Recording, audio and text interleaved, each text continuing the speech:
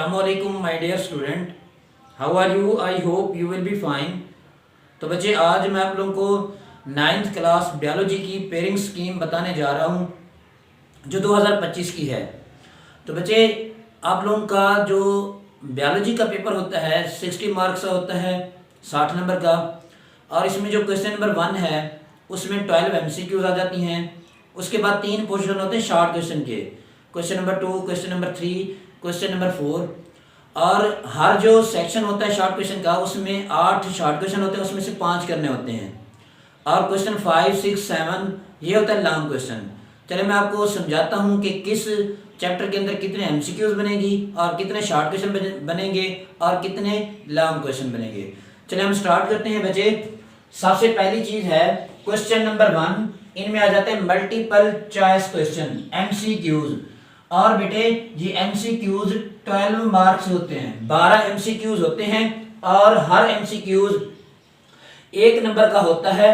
तो 12 MCQs हैं तो टोटल इसकी जो वेटेज होगी वो कितनी होगी? 12 नंबर। कितने होंगे बच्चे? 12 नंबर। अब MCQs कौन से चैप्टर के अंदर कितने बनेंगे अब हम वो देखते हैं। सबसे पहली बात, चैप्टर नंबर 1, पहले चैप्टर के अंदर MCQs 1 बनेगी।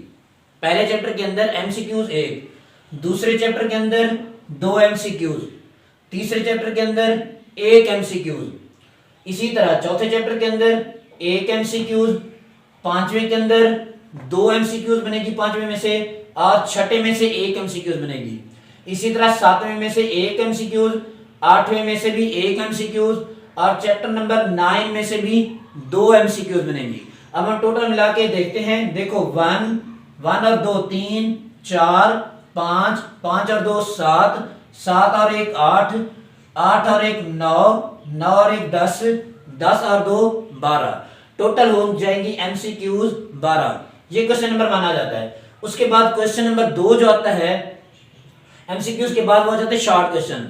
अब शॉर्ट क्वेश्चन के 3 पोर्शन होते हैं, क्वेश्चन 2, क्वेश्चन 3, क्वेश्चन 4।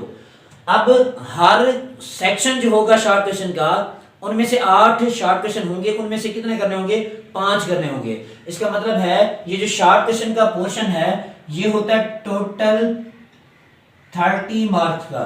ठीक है, 12 ये 30 मार्क्स का, 30 मार्क्स का शॉर्ट क्वेश्चन वाला पोर्शन हो जाएगा।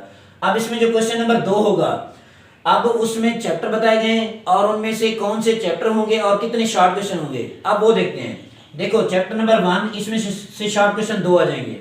इसी तरह 2 के अंदर 3 शॉर्ट क्वेश्चन, इसी तरह चैप्टर नंबर 9 के अंदर 2 शॉर्ट क्वेश्चन बनेंगे, और इनमें से एक जो शॉर्ट क्वेश्चन होगा वो डेंगू फीवर के बारे में आएगा। ठीक है, अब देखो कितने टोटल होते हैं शॉर्ट क्वेश्चन? 2 और 3 5, 5 और 3 8, 8 में से कितने करने होंगे? 5। इसी तरह क्वेश्चन नंबर 3 आएगा। क्वेश्चन नंबर 3 के अंदर चैप्टर नंबर 4 आएगा। चैप्टर नंबर 4 में से कितने शॉर्ट क्वेश्चन बनेंगे? 2। चैप्टर 5 में से 4 शॉर्ट क्वेश्चन, सेल साइकिल वाले में से 2 और 4 6 हो जाएंगे। क्वेश्चन नंबर 6 में से 2 शॉर्ट क्वेश्चन, टोटल देखा जाए 8 शॉर्ट क्वेश्चन बनते हैं। 8 में से कितने करने होंगे? 5 शॉर्ट क्वेश्चन। इसी तरह क्वेश्चन नंबर 4, क्वेश्चन नंबर 4 में से भी 8 शॉर्ट क्वेश्चन आएंगे, 8 में से 5 करने होंगे। वो कौन से चैप्टर इंक्लूड हैं वो देख लें। चैप्टर नंबर 3, 3 में से 2 शॉर्ट क्वेश्चन। चैप्टर नंबर 7, 7 में 3 शॉर्ट क्वेश्चन।